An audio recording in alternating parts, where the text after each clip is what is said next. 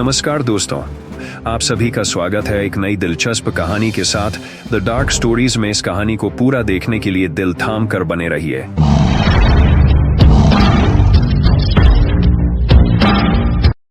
एक समय की बात है, एक छोटे से गांव में एक पुरानी और सुनसान हवेली थी।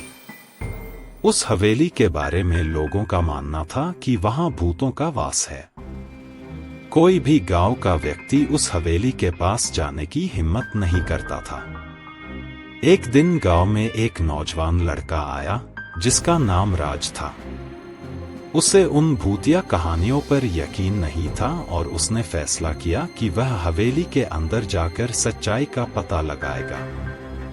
रात के समय जब सभी लोग सो रहे थे, राज अपने साथ एक टॉर्च लेकर हवेली की ओर चल पड़ा। हवेली के पास पहुंचते ही उसे एक अजीब सी ठंडी हवा का एहसास हुआ। वह अंदर गया और धीरे धीरे एक एक कमरे को देखने लगा।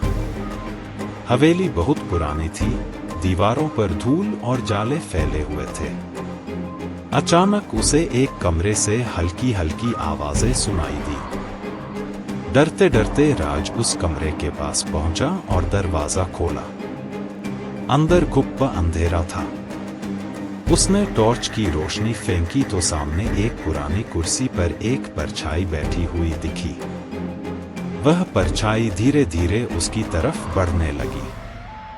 राज का दिल जोर जोर से धड़कने लगा और उसने भागने की कोशिश की, लेकिन उसके पैर जैसे जमीन से चिपक गए हों। अचानक एक डरावनी आवाज गूंजी, "तू यहाँ क्यों आया है?" राज ने कांपते हुए कहा, "मैं बस सच्चाई जानने आया था।" वह परछाई मुस्कुराई और धीरे धीरे गायब हो गई। राज ने तुरंत वहां से भागकर हवेली छोड़ दी और फिर कभी उस हवेली की तरफ नहीं गया।